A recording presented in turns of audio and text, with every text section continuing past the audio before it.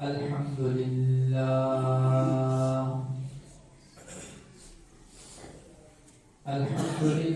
نحمده ونستعينه ونستغفره ونؤمن به ونتوكل عليه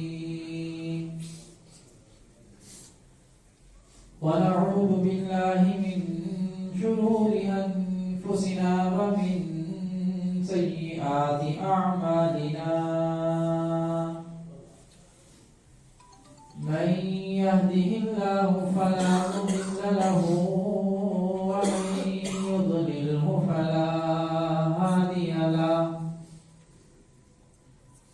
ونشهد أن لا إله إلا الله وحده لا شريك له ونشهد أن سيدنا وسندنا ومولانا محمدا عبده ورسوله صلى الله تبارك وتعالى عليه وعلى آله وأصحابه وبارك وسلم تسليما كثيرا كثيرا اما بعد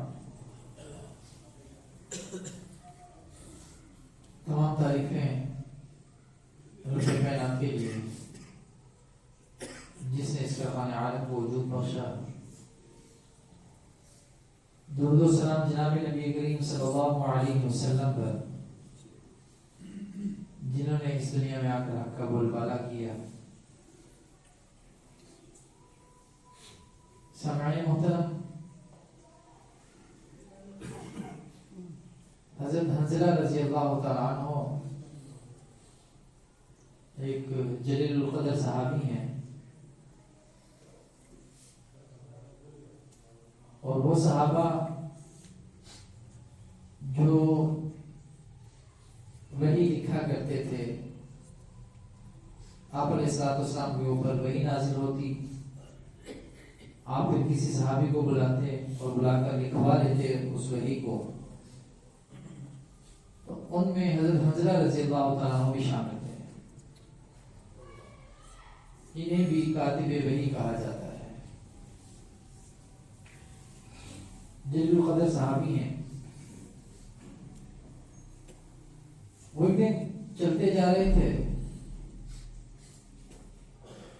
تو راستے میں جناب صدیق اکبر رضی اللہ تعالیٰ عنہ ان سے ملاقات ہوگی. پوچھا بھی حنظلہ کہاں جا رہے ہو؟ خیر ہو؟ کیا حال چال ہے آپ کا؟ جیسے ہمارے یہاں دوست آپس میں ملتے ہیں کیونکہ یار اس سے پوچھ لیتے ہیں کہ خیر ہو، کہاں جا رہے ہیں؟ پوچھا بھی کیا حال ہے، خیریت ہے؟ حضرت حنظلہ رضی اللہ عنہ نے فرمایا بھی کیا خیریت ہوگی، کیا حال ہوگا ہمارا، اور مجھے تو یہ خوف ہے کہ میں منافق ہو گیا ہوں.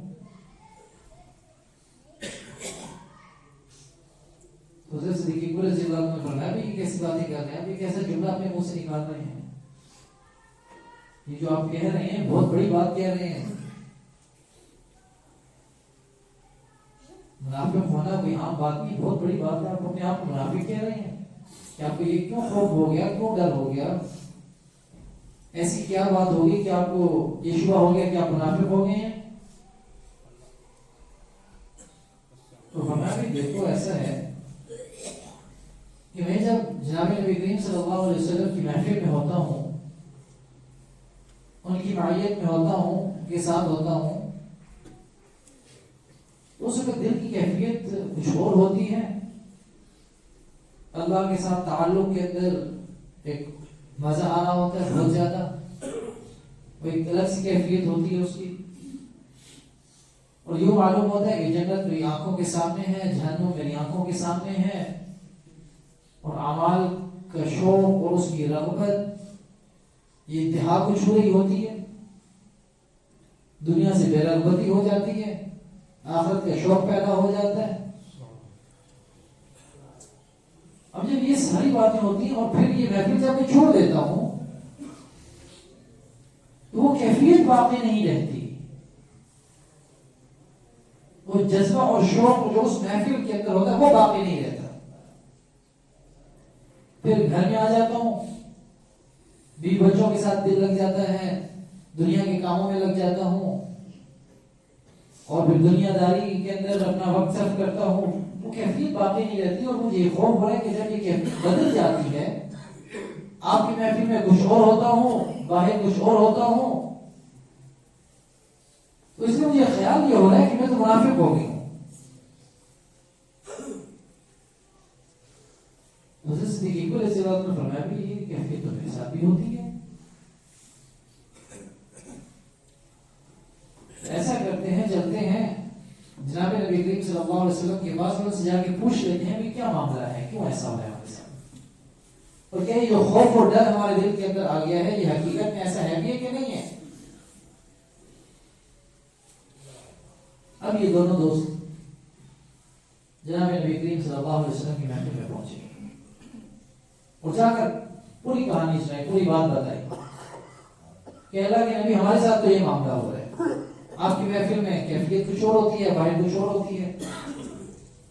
آپ کے پاس ہوتے ہیں تو اس وقت جذبہ کچھ اور ہوتا ہے، آپ کی محفل سے چلے جاتے ہیں تو پھر جذبہ کچھ اور ہوتا ہے. تو اس وجہ سے ہمیں یہ خوف ہو رہا ہے کہ ہم منافق تو نہیں ہو گئے.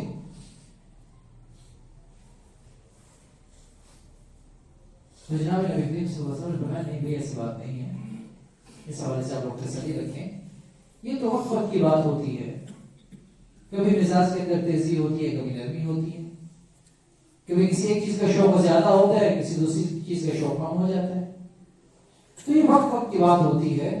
تو یہ جو آپ کی کیفیت بنی ہے، اگر آپ چاہتے ہیں کہ ایک ہی کیفیت کے اندر باقی رہیں، وہی کیفیت رہے جو کیفیت آپ کی میری مجلس کے اندر ہوتی ہے، تو پھر دیکھو بھی پھر تو وہ ہو جائے گا کہ فرشتے تمہارے بستروں پہ آ کر تمہیں سلام کریں گے.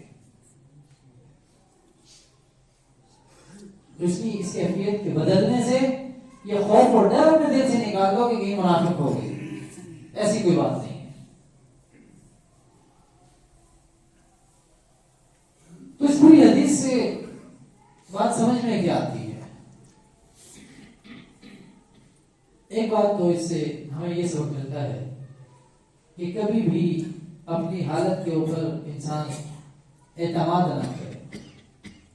اعتماد کا مطلب یہ ہے کہ انسان کچھ اعمال کر رہے ہیں، ان اعمال کے اوپر اعتماد ہو جائے کہ یہ اعمال ہیں اور یہ میں کر رہا ہوں، یہ بالکل ٹھیک کر رہا ہوں.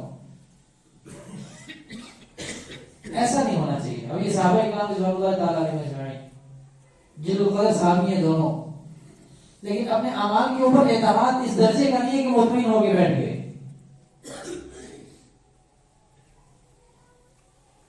اب وہ کیفیت بدلی، اس کیفیت کے اظہار جناب نبی کریم صلی اللہ علیہ وسلم کے سامنے جا کے کر رہے ہیں کہ اللہ کے نبی ہماری اتنی کیفیت ہوتی ہے، ایک وقت میں ہم ایسے ہوتے ہیں، دوسرے وقت میں ہم ایسے ہوتے ہیں، آپ بتائیں کیا معاملہ ہے. اعتماد نہیں ہے اپنے اعمال کے اوپر.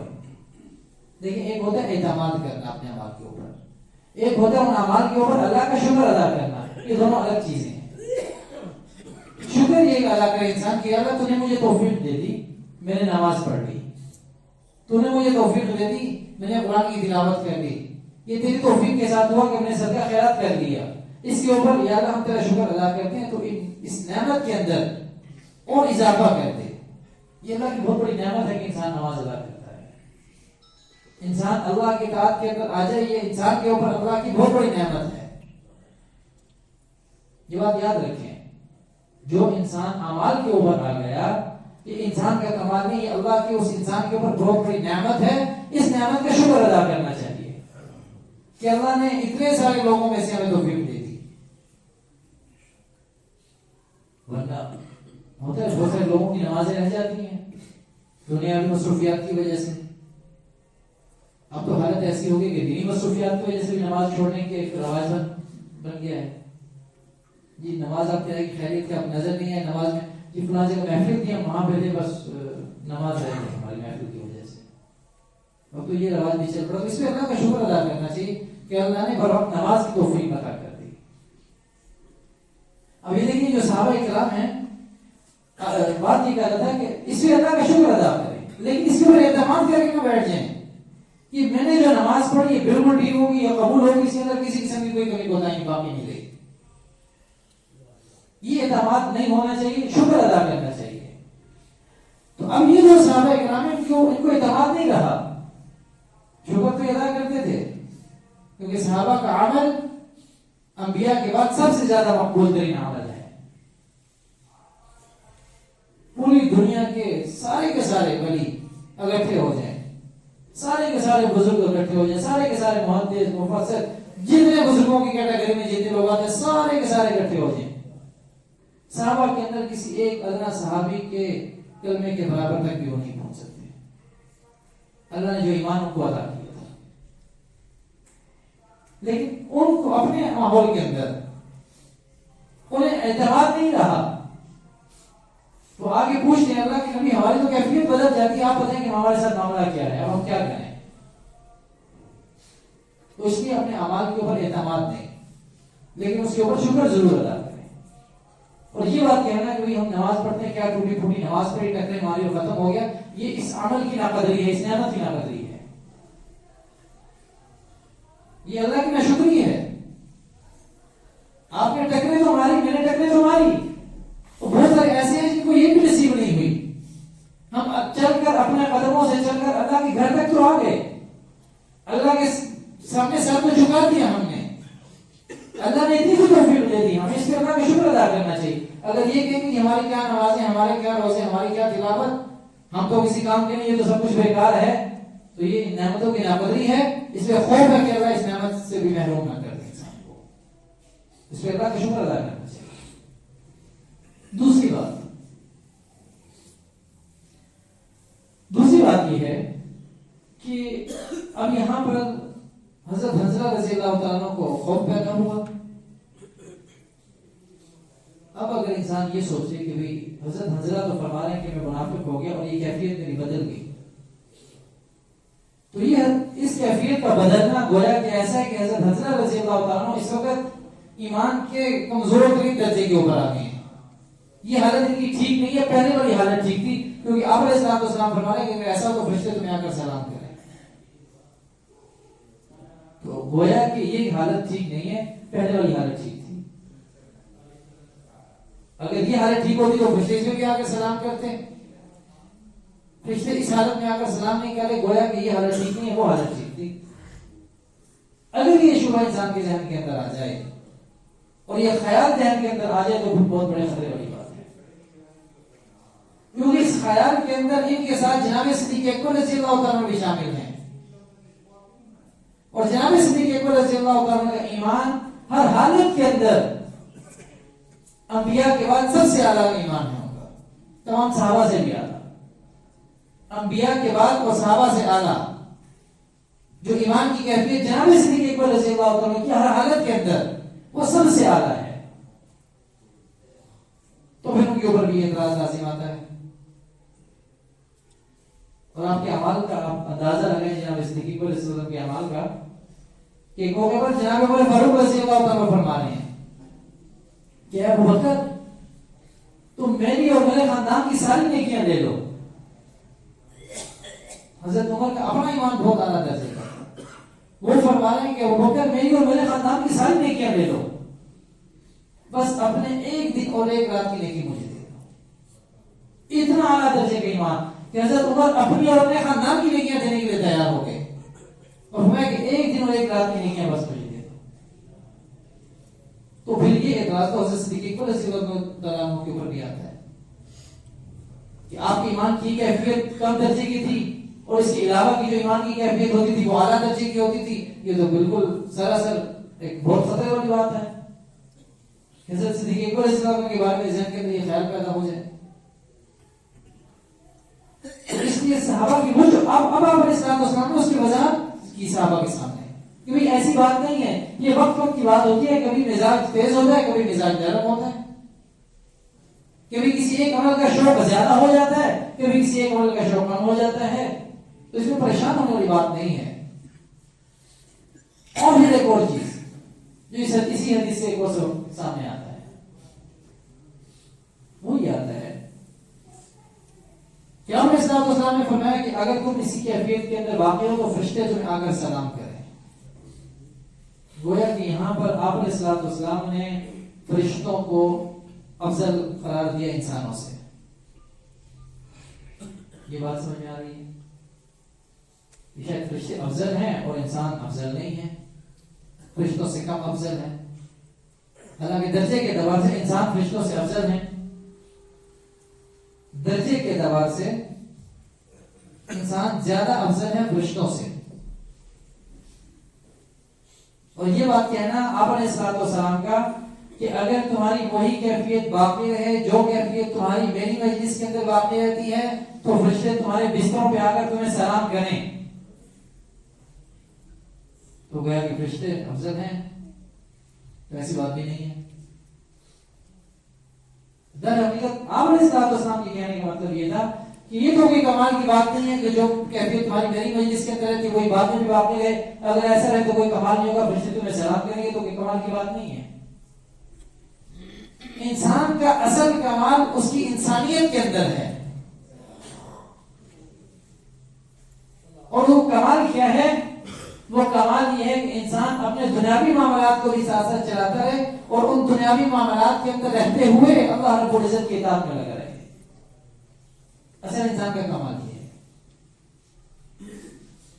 کہ جب کوئی خوشی کا موقع آ جاتا ہے اس کے لیے، کوئی مسرت اور راحت کا موقع آ جاتا ہے اس کے لیے، تو اس خوشی کے موقع میں بھی وہ اللہ کا شکر ادا کرتا ہے.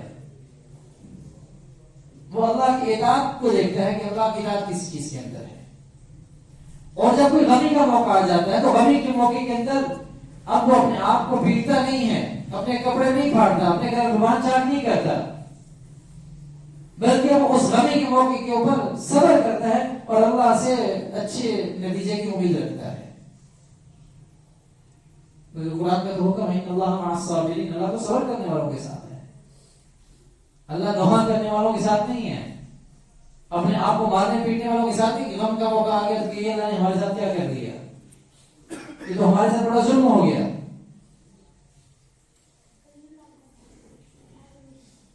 تو اللہ رب العزت نے خوشی اور غمی کے موقع جو انسان کو عطا کیے ہیں وہ اس لیے عطا کیے کہ ان کے اندر دیکھا جائے گا کہ بھئی اب بتاؤ تمہارا ایمان کیسا ہے.